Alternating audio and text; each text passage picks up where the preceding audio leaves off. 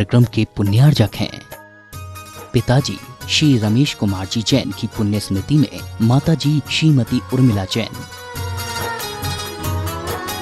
Firm MS Jyoti Prasad Ramesh Kumar Jain, लाल कुर्ती बाजार, Ambala cantt, Haryana.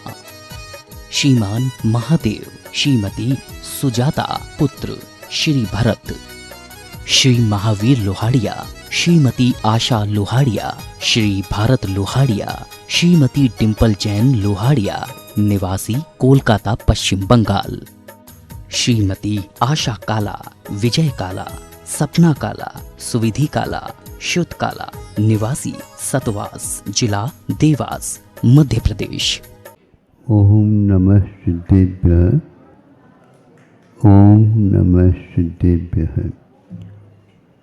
अहिंसा परमो धर्म की, आचार्य गुरुवर श्री कुंद कुंद भगवान की, आचार्य गुरुवर श्री ज्ञान सागर मुनि महाराज की,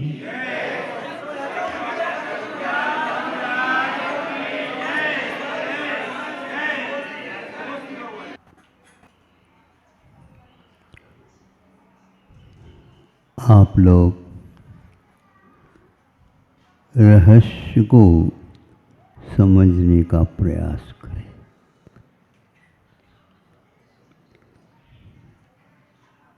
क्या रहस्य है? आंखें लाल हैं, आंखें लाल हैं, मन भीतर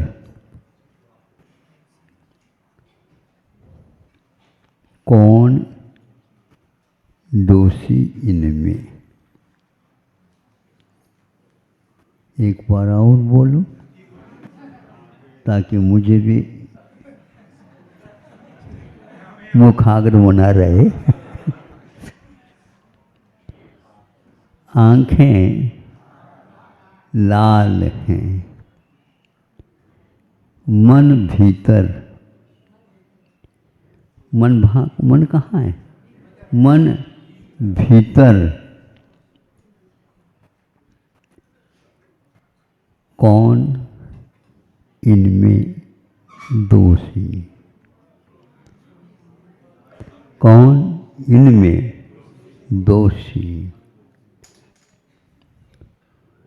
कोई, अरे तुमने तो आंखें लाल कर रखी, अरे तुमने तो आंखें लाल कर रखी, हमें देख करके रखी है?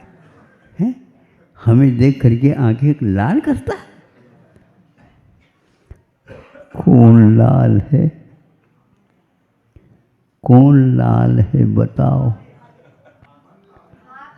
दिख रहे हैं उसको तो भूल रहे हो, देख ही नहीं रहे हो, दूसरी बात कह रहे हो, आप लोगों के ऊपर विश्वास नहीं होता। जो दिख रहा है उसको लाल नहीं कह रहे और मन को लाल कह रहे। यह है रहस्य। मराठी में इसको तुझ आहे तुझ पासी पण तू जागा चुकलास।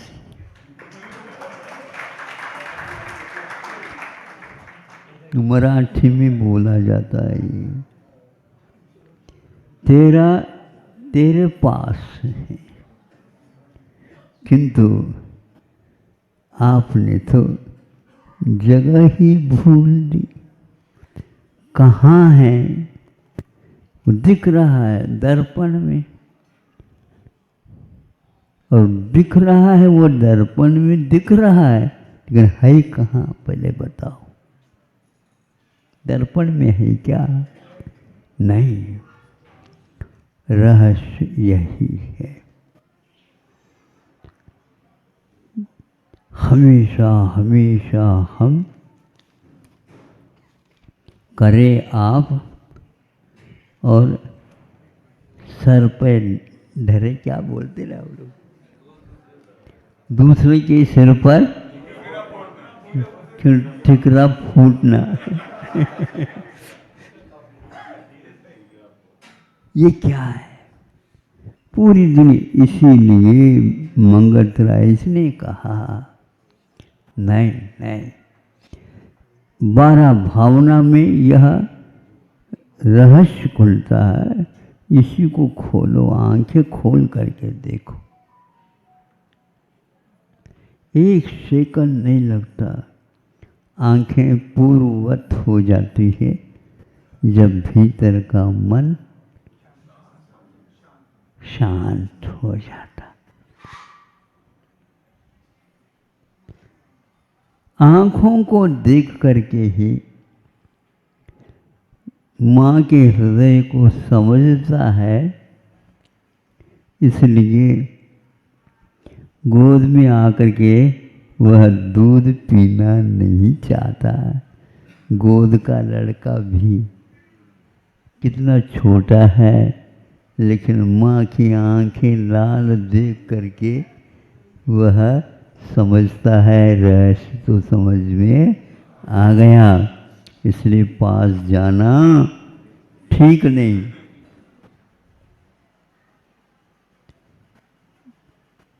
जब लड़का भी, छोटा लड़का भी जान रहा है दद्दा को क्या हो गया, बताओ वो क्यों? दद्दा को यहाँ पर भी समझ में नहीं आएगा रहस्य, और जहाँ जाएगा वहाँ पर भी नहीं आएगा। अब वो कहाँ जा रहा है? तो परलोक, परलोक ऊपर ही है, ऐसा का रट रखा आप लोगों ने, समझाया है आप लोगों को। परलोक नीचे भी हो सकता। नहीं, ऊपर ही नहीं गए, स्वर्ग चले गए, स्वर्ग वास हो गए दद्दा। धर्म तो कर्म तो किया ही नहीं कभी, दद्दा को पहुंचा दिया स्वर्ग, स्वर्गवासी हो गया। हाँ, क्या हो गया? मतलब शांत, एक प्रकार से हमेशा हमेशा अच्छा सोचा करो। तो ये आप लोगों ने अच्छा सोचा, सब लोगों को स्वर्ग भेज, सब लोगों को स्वर्ग भेज दो।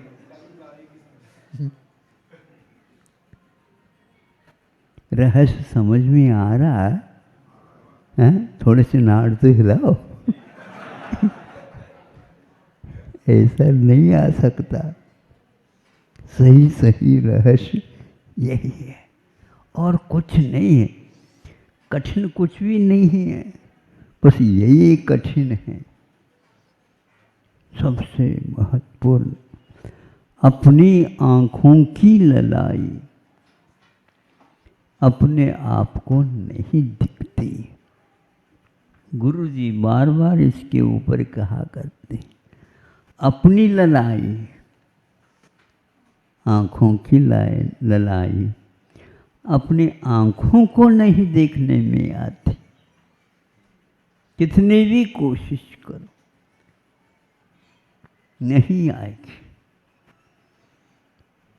इसी प्रकार जब अपनी आँखों की ललाई देखने को नहीं मिल रही है और हमेशा हमेशा दूसरे को ही आप उसके लिए कारण बनाओ, गलत बात। अब हम रहस्य को खोलने के लिए एक छोटी सी घटना जो पुराण की है आपके सामने रखते हैं। गुरुजी बचाओ, द्वारका ही है, जल रहा है। आप तपस्वी हैं, कठिन तपस्या करने वाले, और आपके सामने द्वारका जल रही, कैसा होगा? आप ही बचा सकते हैं। रहस्य तुम समझते नहीं। कुछ तो महाराज हो जाए। क्या दिख रहा है? ये गैया के 2 सींग है ना। हाँ, 2 बचेंगे, 2 बचेंगे, 2 बचेंगे कहने से कोई बात नहीं, कम से कम माता पिता तो बचेंगे। बचाओ उनको। आप गए बचाने के लिए, वो भी द्वारका से बाहर निकल रहे थे। बाहर निकलने के उपरांत भी बहुत दूर तक वह लपटे चल रहे थे। अब माता पिता सामने सामने दिख रहे हैं, बलराम और कृष्ण जी को। हाँ, दिख रहे हैं, दिख रहे हैं। देखते देखते देखते उनके ऊपर उस किला का जो दरवाजा है धू धू करते हुए उनके ऊपर ही गिर गया। अंतिम दाह संस्कार की कोई आवश्यकता नहीं पड़ी। इसको देख करके कृष्ण जी को, बलराम जी को लगा अब रिद्धिधारी मुनि महाराज भी काम नहीं कर सकते। रहस्य क्या है? इतनी कठिन तपस्या की थी, जो ही दीक्षा ली थी त्यों ही रिद्धियां उन्हें प्राप्त हुई। रिद्धियां तपस्या के फल माने जाते हैं।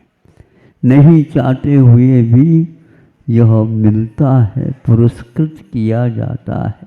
कौन करता? मोक्ष मार्ग।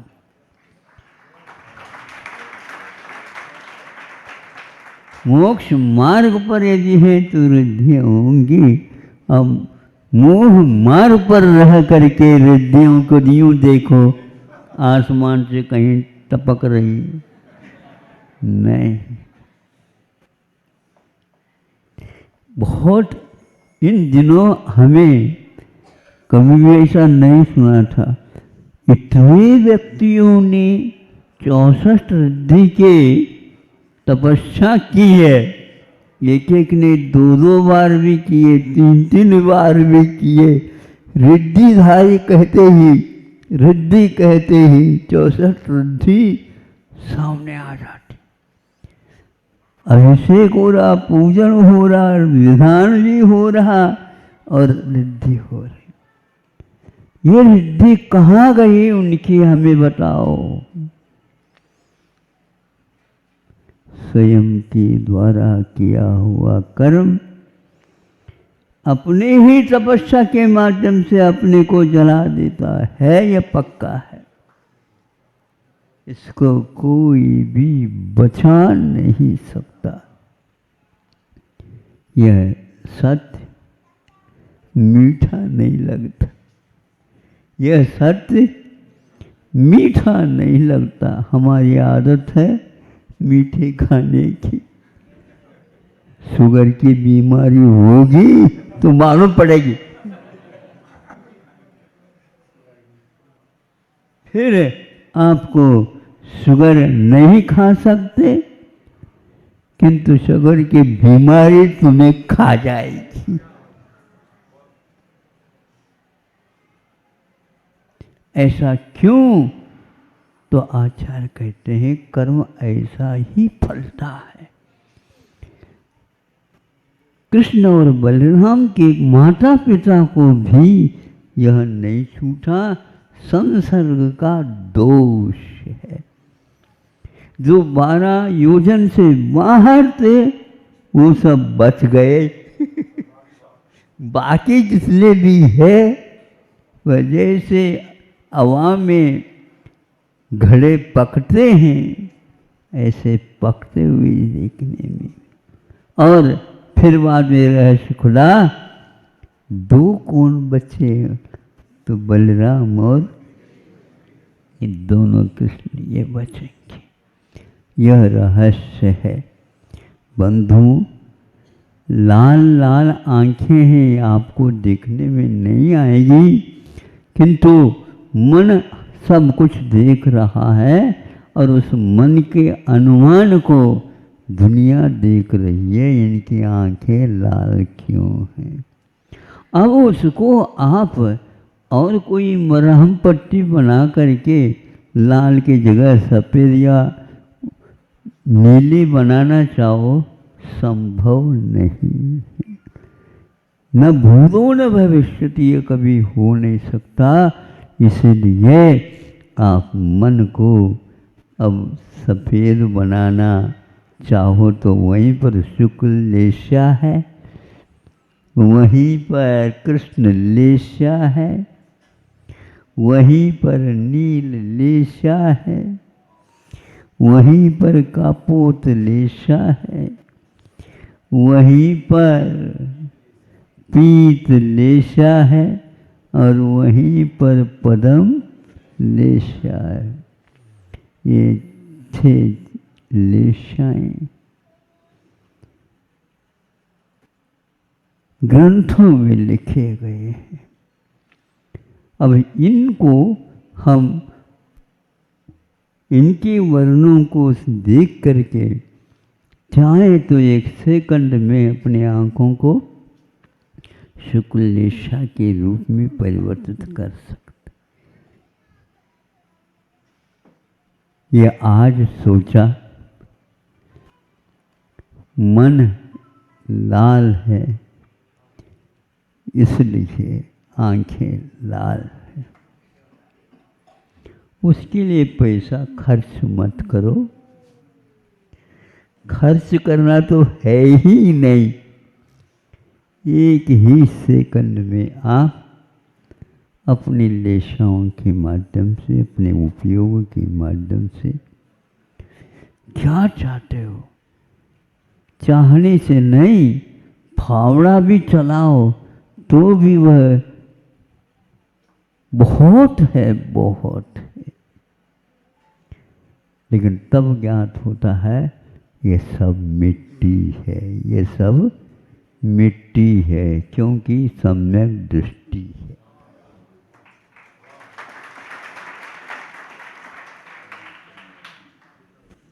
महाराज, सम्यक दृष्टि इतनी आसानी से अपनी है। जब अपनी है तो दूसरे के मांगने से नहीं मिल सकती। आसमान की ओर मत देखो, अपनी आंखों को समान बनाओ, चुप बैठ जाओ, माल ही माल दिखेगी। अभी तो कर्मों की मार पड़ रही, कर्मों की मार, यह भी एक रहस्य। ये कौन? अरे सोचो, यह किसी को समझ में नहीं आएगा। सम्यक दृष्टि हो गया तो गुरुदेव आप जो कह रहे हैं वह बिल्कुल ठीक है। ऐसा क्या हुआ था तुमको? आप नहीं मिले थे इसलिए ऐसा हो रहा था। अब ये निश्चित हो गया, कहीं मार बाहर से नहीं किंतु अपने भीतर से है। और यह कृष्ण जी भी आँखों में पानी लाते हुए, बलराम से भी आँखों में पानी लाते हुए, हम द्वारका को बचा नहीं सके। जब द्वारका दीपायन के द्वारा भी नहीं बच पाया तो अब बचने का क्या सवाल। इतनी शुद्ध परमेष्टि है, बचा लेते नहीं। आपको बचाना होता तो यही बचा देते। पंडाल है पंडाल, तुम अब इधर उधर की बातें कर रहे हो। हैं? होना ही है, होगा तो होगा, बहुत सरल है, सोच करके कर लो। ये बिल्कुल ठीक कह रहे हैं, होना ही होना।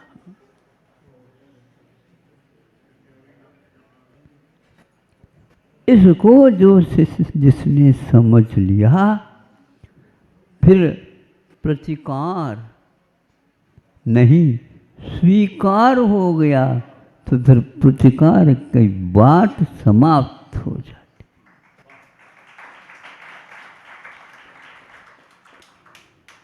तो यह आप लोगों का सौभाग्य है, इस रहस्य को समझने के लिए आप नाड़ भी हिला रहे हैं, दोनों हाथ भी स्वीकारते हो रहे हैं, और नाक आँखों की जो ललाई है वो भी कम हो रही है, लेकिन आपको नहीं दिखेगी क्योंकि आपकी आँखें हैं। मैं तो देख सकता हूँ, और आपकी आँखों के साथ साथ आपके मन को भी देख सकता हूँ, लेकिन मोक्ष मार्गी यदि बनूंगा, आपकी आँखें और आपके मन को देखने जानने से नहीं बनूंगा। इसलिए दृष्टि नासा पेदरे, हमारे भगवान के ये रहस्य है, दुनिया को देखना ही नहीं। बहुत देख लिया दुनिया को, किंतु आंखें लाल की जगह लाल ही रह गई। अब किसी प्रकार से न ऑपरेशन होता उसका, न ही उसके लिए कोई दूध घी आदि लगाए जा सकते हैं। यह तो एक बात अंदर की है। इस अंदर की बात को रहस्य से समझ करके गुरुदेवों ने हम लोगों के लिए रहस्य की बात कही, किंतु रुके नहीं, कह करके वे चले गए, क्योंकि इतना ही मोक्ष मार्ग में कार्य होता है। ज़्यादा थोड़े बहुत उंगलियां पकड़ ले, लेकिन आपकी चाल गुरु की चाल अलग अलग होती है। धीरे धीरे आ जा बेटा, हम धीरे धीरे चल रहे हैं, ठहरो ना, नहीं ठहरो ना, नहीं समझे? बेटा कहता है ठहरो ना, ना नहीं, ठहरना संभव नहीं है मोक्ष मार्ग में। धन्य है वह घड़ी जो 3,9 करोड़ मुनि महाराज इस पथ पर जा रहे हैं, कोई मुड़ करके देख नहीं रहा और कोई रुक नहीं रहा है। बस यह बहुत बड़ा सौभाग्य है, कम से कम उन लोगों ने मार्ग को साथ नहीं लिए गए, किंतु आप लोग लिफ्ट लगाते हैं और ऊपर चढ़ जाते हैं, कोई और न चढ़ जा।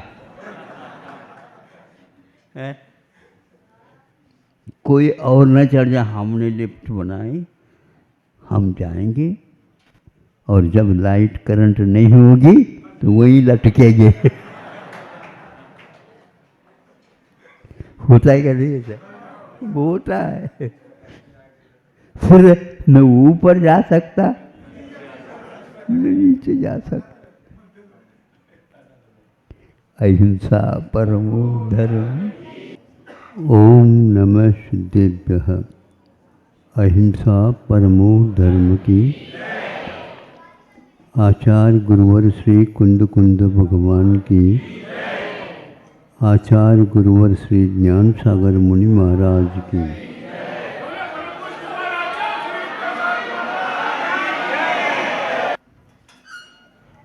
धर्म अर्थ काम और मोक्ष पुरुषार्थ अनादिकाल से कर्म भूमि में होते रहते हैं। तो उस प्रसंग में धनार्जन हेतु अपने स्थान में भी और विशेष और चाहिए तो विदेश में भी यह यात्रा की जाती थी।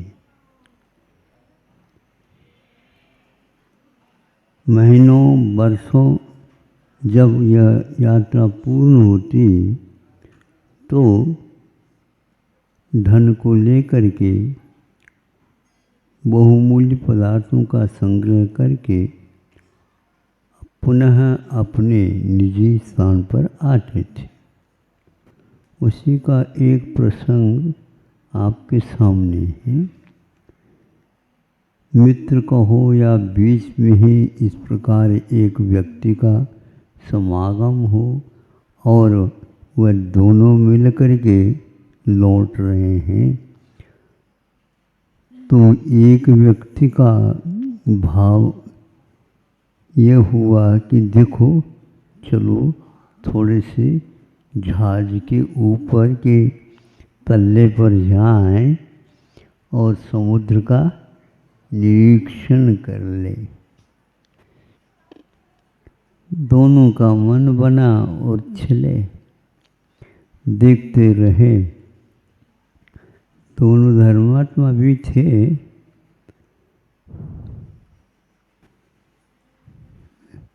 यह भी एक समुद्र है जो हमारे लिए कामयाब आ रहा। एक संसार समुद्र है, इसी संसार में डूब रहा है। दोनों के समुद्र हो करके भी एक का उपयोग हो सकता है, हो रहा, दूसरे का नहीं। ऐसे ही बातें करते करते एक ने उस ऊपरी तल्ले में जब खड़े थे, दूर दूर देख रहे थे, उसको बीच में से तोड़ दिया तो वह एक व्यक्ति जा कर के समुद्र में गिर गए।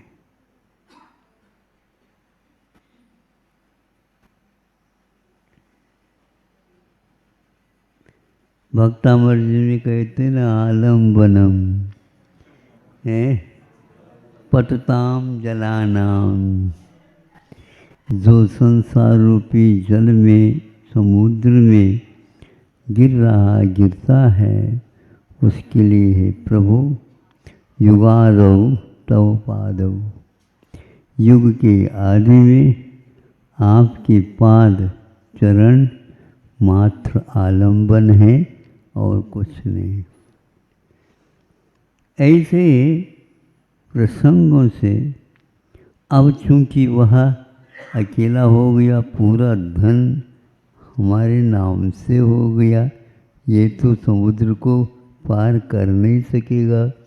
और समुद्र में तो निश्चित रूप से हिंस्र जीव जंतु होते हैं, वो इसको यूँ खा देंगे, छोड़ देंगे। इनका इतिहास हो जाएगा, कोई भी इनके लिए नहीं आने वाला। इधर वह नीचे आया, जहाज में बैठ गया। उधर बाहर जो गिरा था वह महापुरुषों में एक था। उसने सोचा तात्कालिक कि यह मेरे द्वारा किया, स्वयं कृतम कर्म यदात्मना पुरा। हमने पूरा पहले कभी भी अवश्य ही कर्म किए, वो आज उदय आया। हमने किसी से ऋण लिया, समय पर वह देना तो पड़ेगा ही। चाहे घर बेचो, मार बेचो, कुछ भी बेचो, देना तो पड़ेगा ऋण को। ऐसे ही उन्होंने सोचा कि यह ऋण लिया था समुद्र में गिरने का, वह ऋण में चुका रहा। योग से एक पटिया मिल गई, पटिया।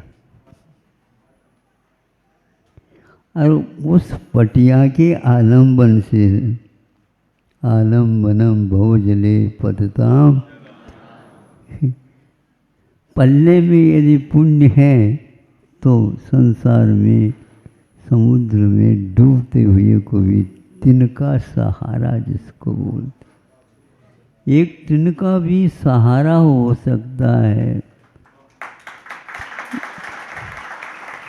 उसके द्वारा तो कुछ खोने वाला नहीं है, लेकिन वह पुण्य भी ऐसा काम करता है वह तिनके के समान, और उसको आगे आगे बढ़ाते हुए जा रहा। उसी के सहारा से वह पूरा का पूरा समुद्र तैर जाता है साहस के साथ। जब तट पर आया ही नहीं, और उसी समय एक व्यक्ति हाथ जोड़ करके खड़ा रहता है, चलिए आप मेरे साथ। अरे एक साथ देने वाला नीचे गिराया और एक तट पर खड़ा है, चलिए मेरे साथ। बहुत दिन की प्रतीक्षा थी आपकी। तो आप कौन हो, क्यों बुला रहे हो, कहाँ बुला रहे हो? मैं तो एक परदेशी हूँ। हाँ, यहाँ पर तो परदेशी की ही प्रतीक्षा थी, स्वदेशी की नहीं। तो पूछता ऐसा ऐसा है कि यहाँ का राजा का संकल्प है, जब कोई भी मनुष्य अपनी बाहुओं से तैर करके समुद्र को पार करके आ जाता है, उसी के लिए मेरी एक कन्या दी जाएगी और आधा राज्य भी उसके साथ साथ दिया जाएगा। तिनका और ये राज्य की बात कर रहे हैं और कन्या की भी बात कर रहे हैं। क्या होगा पूर्व जीवन में कुछ थोड़ा सा भूल करके पुण्य, जो आज उदय में आकर के इतना सा नहीं पहाड़ बन करके आया। आप लोगों को कभी मिला ऐसा पहाड़? महाराज, हमारे सिर पर तो पाप का पहाड़ फूटता। हाँ बिल्कुल।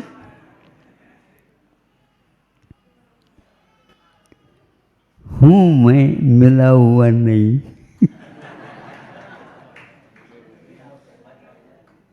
एक दूसरे में कोई मिलता ही नहीं, बीच में थोड़ा सा आ जाता है मिलन का अवसर। हाँ ठीक ठीक। तो वह उसके साथ हो लिया। राजा को कहता है कि ये वही व्यक्ति जिसकी प्रतीक्षा थी, यह समुद्र पार करके आया है। मैं समुद्र तट पर ही रहता था। ये कह रहा है समुद्र तैर करके। सही कहते हो आप। कहाँ के हो? अपने इतिहास पुराण सारा सारा क्यों दे? ऐसा ऐसा था, वो आ गया।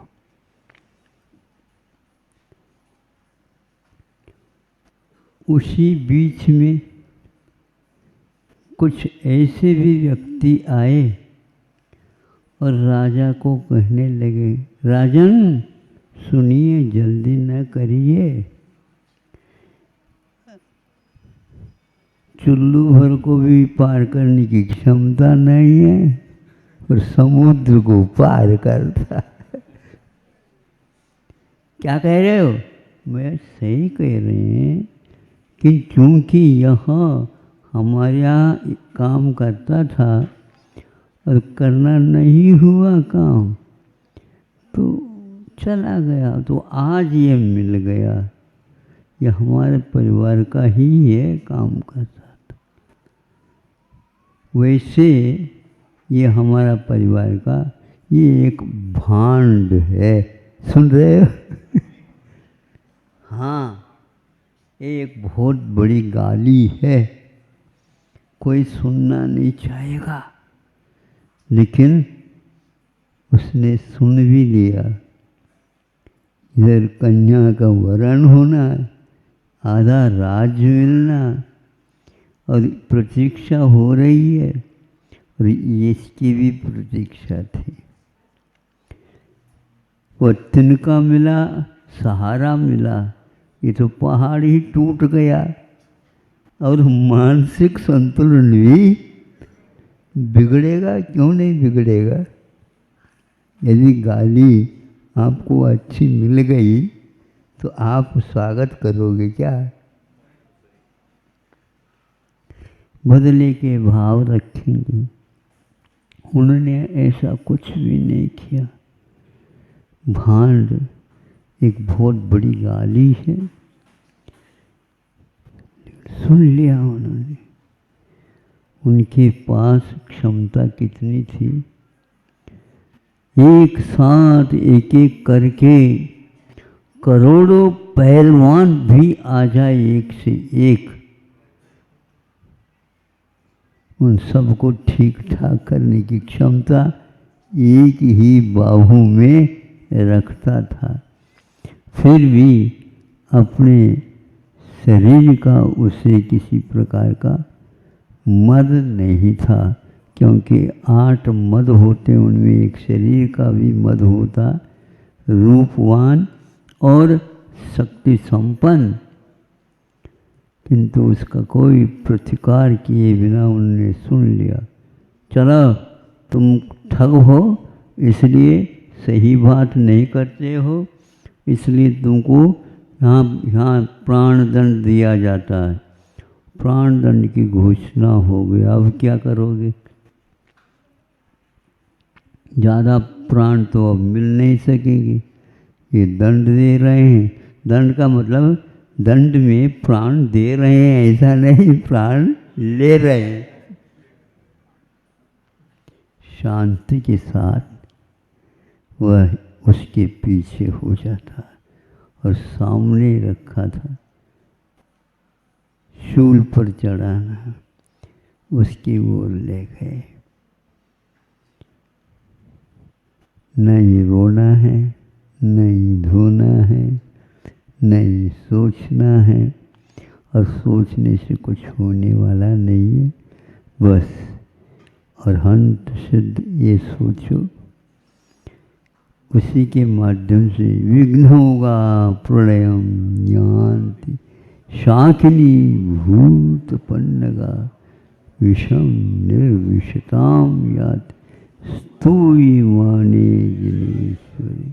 जिनेन्द्र भगवान की स्तुति करने पर निश्चित है विश्वास रखो, उनकी स्तुति करने वाला व्यक्ति कोई कष्ट का अनुभव नहीं कर सकता। यदि करता भी है तो कष्ट के बाद पुनः वही पुण्य की प्राप्ति होती।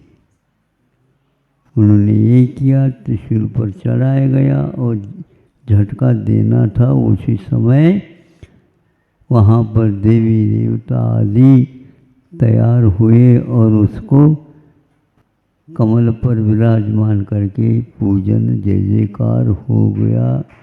अब राजा भी देख रहा है, और जिन्होंने उसको भांड कहा था वो भी देख रहे हैं।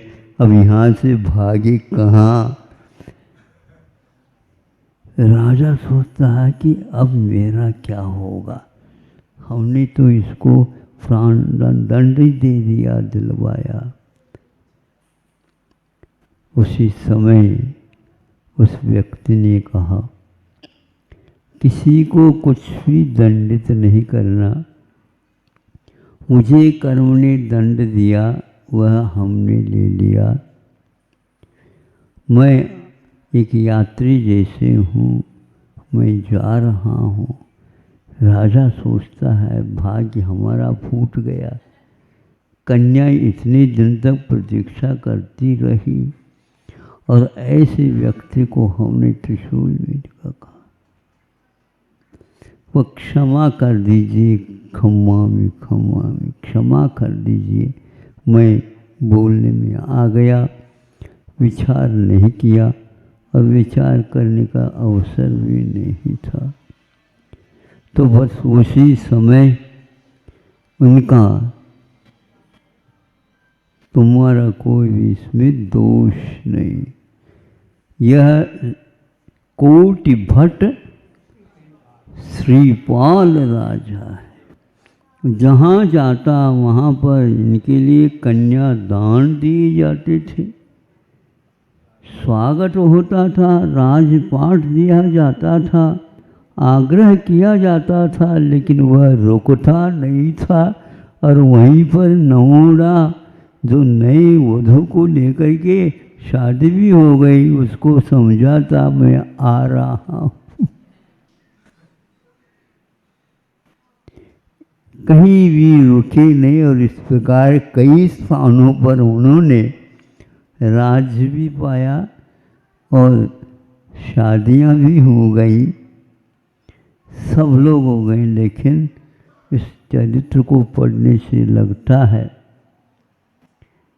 हम लोग पढ़ते कम, सोचते तो और कम, और उसको अनुभव सम्मेलन करना तो दूर की बात है। संसार से वैराग्य होना एक खेल नहीं, कितने भी आप करना चाहो कर नहीं सकते, क्योंकि कर्म कहते हैं तुमने उल्टा भी काम किए। हम आएंगे, उल्टा काम आप करेंगे, कर ही नहीं सकते और हम करने नहीं देंगे। वाह! इस प्रकार श्रीपाल की एक घटना आपके सामने हमने रखी। ऐसे कई घटनाएं उनके जीवन में हुए हैं और भी ऐसे जीवन वृत्त वाले चरित्र आदि पुराण ग्रंथों में मिलते हैं। आप आजकल तो आप लोग उपन्यास पढ़ने में लगे हैं, तो यह रोचक लगेंगे नहीं, लेकिन ये ध्यान रखना सुबह लिखा जाता है उपन्यास, शाम तक नया और आ जाता है।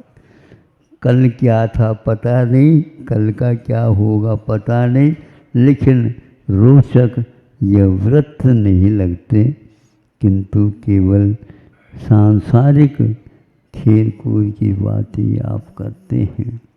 श्रीपाल राजा की कथा को हमने एक दो बार सुना था और एक आध बार पढ़ा था, पढ़ने की भावना भी हो जाती है,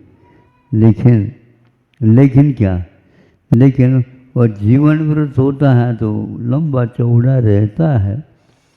समय सारा जी गाथाओं से ही काम चल जाता है। कभी कभी इसको भी उठा कर एक आध प्रकरण देख, आप लोग भी देखा करो ताकि इधर उधर की बातों से बच जाओ, नहीं तो यहाँ तो सारा का सारा पिस जाता है संसार, और पिसना इसका अनिवार्य कार्यक्रम है। क्योंकि वह यदि कोई भी धान चक्की में चले जाए और उसको आप पीसो, आटा हुए बिना नहीं रह सकता। ऐसा यह संसार है, यह पिसने के उपरांत गायब हो जाता है, भीतर के सारे अवयव टूट जाते हैं, कहाँ जाता है पता नहीं, और दूसरा और धारण कर लेता है। बादल जैसे खिसक जाते हैं, रूप बदल लेते हैं, इसी प्रकार ये संसारी जीव का खेल चल रहा है। इसको खेल मानो और इसको एक प्रकार से अपना किया हुआ कर्म मानो। यही एकमात्र आपका दैनंदिन कार्यक्रम हो। रात में भी इसी प्रकार के स्वप्न आप देखा करो, ताकि आगे के जो शेष जीवन है उसको हम पाप पुण्य फल माय हरक विलखो मत भाई यह पुद्गल पर जाए उपल विन से स्थिर नाय है। उत्पन्न होना मिट जाना यह एक प्रकार से इसका स्वभाव है। कभी पुण्य आता है, कभी पाप आता है, कभी बुढ़ापे में पुण्य आता है, काम का नहीं रहता है, कभी जवान अवस्था में पुण्य आता है, पागल हो जाता है।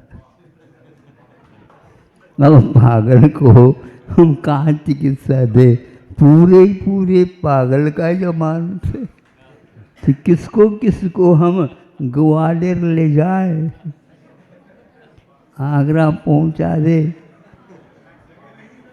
ये पूरे पागल भी तो नहीं है, अध पागल है। हाँ हाफ माइंड, क्या करें हम? चिकित्सा तो पुण्य के बिना हमारी हो ही नहीं सकती। अहिंसा परमो, अहिंसा परमो धर्म की। आचार्य गुरुवर श्री कुंद कुंद भगवान की। आचार्य गुरुवर श्री ज्ञान सागर मुनि महाराज की।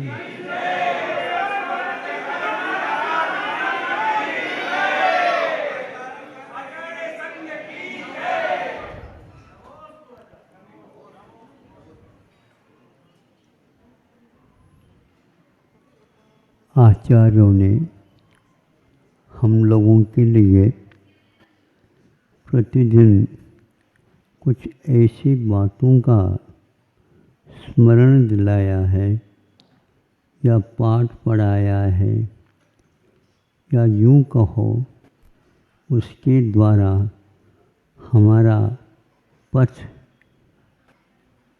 सन्मार्ग की ओर हम जाएं।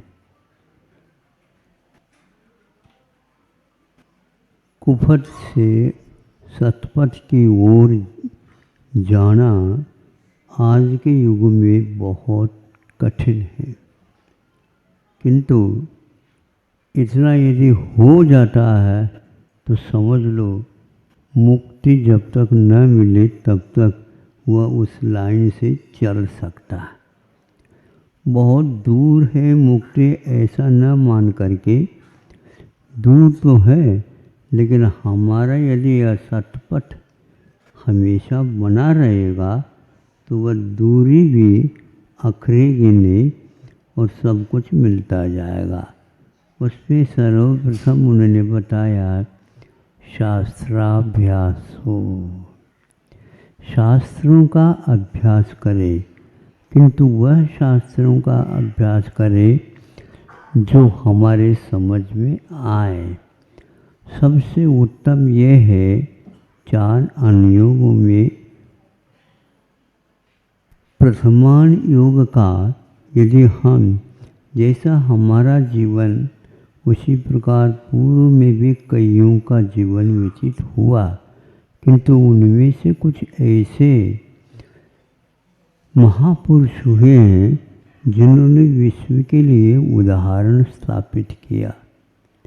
उनके जीवन में कष्ट तो ऐसा जैसा बिल्कुल घनघोर वर्षा हो रही हो, लेकिन उनको भी उन्होंने बहुत ही शांति के साथ भोगा और अपने जीवन को आदर्शमय बनाया।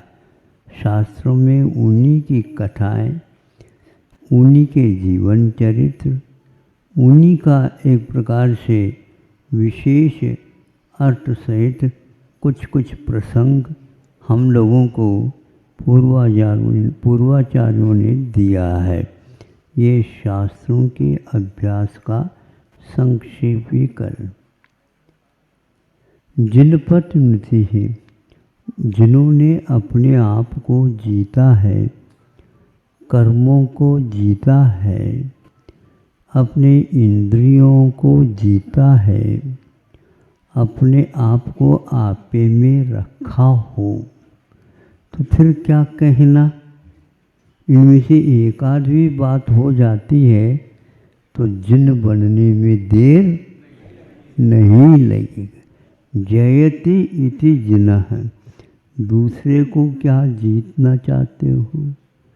दूसरे बहुत बार जीते गए लेकिन वे गए, उनसे न उनका कुछ उद्धार हुआ न हमारा उद्धार हुआ। हमें उसे जीतना है जिसके द्वारा उसका भी उद्धार हो और हमारा भी उद्धार हो, या तो जीर्णोद्धार हो। हम जीर्ण शीर्ण होते जा रहे हैं, इसलिए जीर्णोद्धार की बात मैं कर रहा हूँ। जिनपति इनकी स्तुति करते रहे। संगति सर्वदार्यई, जिनपति संगति सर्वदा। हम संगति कैसे करें जिससे हमारी गति सुधर जाए।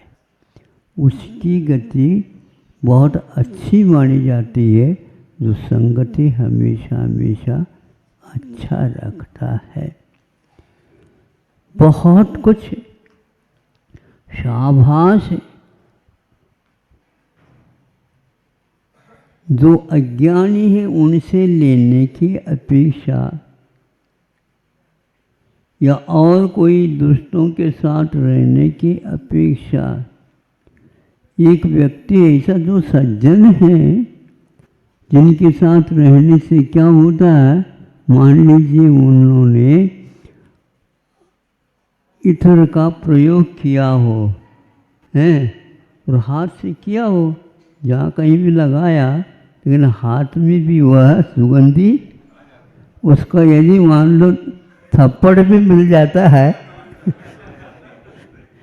एक हफ्ते भर काम हो जाता है।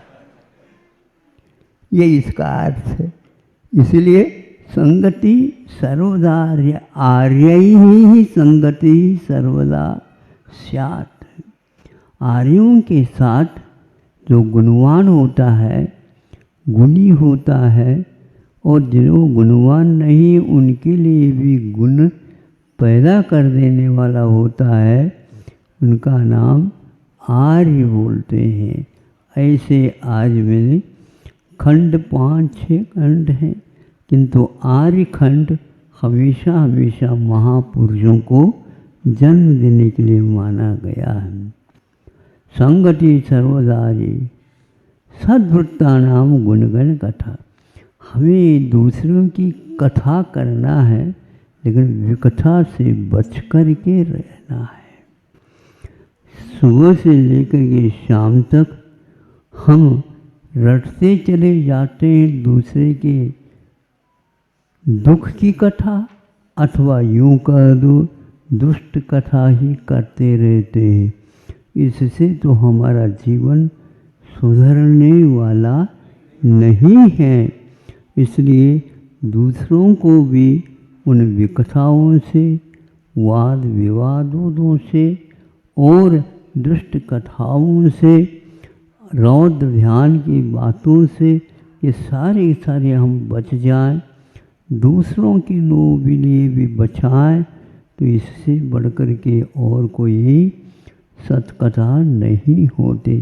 संगति सर्वदारी सद्वृत्ता नाम गुणगण कथा। दोषवादेश मौन। फिर भी दोष तो कभी कभी लग जाते, उससे मौन रहो। गांधी जी अपने मुख पर यूँ दोनों हाथ रखे। इसका क्या अर्थ है? दोष अपने मुख से किसी के कहने में न आए। तो दोषवादेश मौनम, दोष की कथाओं से हमेशा हमेशा हम मौन रहे। मौन रहना अपने आप में एक प्रकार से अच्छी कथा की ओर ही जाना है। हम और विकथाओं की ओर जाने की अपेक्षा से पुराण पुरुषों की कथाओं को ही हमेशा हमेशा ध्यान में रखिए। यही हमारे छोटे से जीवन का सार है।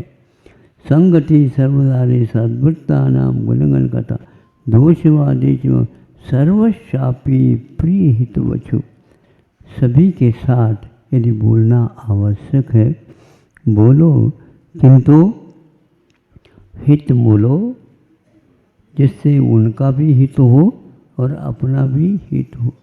मित थोड़ा सा बोलो, ज़्यादा न बोलो। बोलते गए तो क्रियापद ही नहीं लगे। हाँ, 2-2 पृष्ठ का एक एक वाक्य बन जाए, उस अपेक्षा से हित मित मिष्ट। मिष्ट जानते हो? मिठाई। हाँ, तो मिठाई जैसे हम खा रहे हों, ऐसा श्रुति मधुर जिसको बोलते हैं, कर्ण प्रिय जिसको बोलते हैं। दोषवादी से मौनम सर्वशापी प्रिय हितवचो। सभी जीवों के प्रति सामान्य से प्रिय वचनों का हमेशा हमेशा व्यवहार करना चाहिए। ये सब बातें भगवान कब तक? जब तक आपका साक्षात्कार नहीं हो, मुक्ति का लाभ न हो, तब तक ये हम थोड़ी सी बातें आपसे मांग रहे हैं। आपसे मिल जाए तो बहुत अच्छा है। आज सोच रहा था थोड़े से आप लोगों के कानों के लिए विश्राम मिल जाए, किंतु आपका भाग्य था हमारा मुख बोल पड़ा। ऐसा परमो धर्म की जय। इस कार्यक्रम के पुण्यार्जक थे पिताजी श्री रमेश कुमार जी जैन की पुण्य स्मृति में माताजी श्रीमती उर्मिला जैन। फर्म MS ज्योति प्रसाद रमेश कुमार जैन, लालकुर्ती बाजार, अंबाला कैंट, हरियाणा। श्रीमान महादेव, श्रीमती सुजाता, पुत्र श्री भरत। श्री महावीर लोहाड़िया, श्रीमती आशा लोहाड़िया, श्री भारत लोहाड़िया, श्रीमती डिम्पल जैन लोहाड़िया, निवासी कोलकाता, पश्चिम बंगाल। श्रीमती आशा काला, विजय काला, सपना काला, सुविधि काला, शुद्ध काला, निवासी सतवास, जिला देवास, मध्य प्रदेश।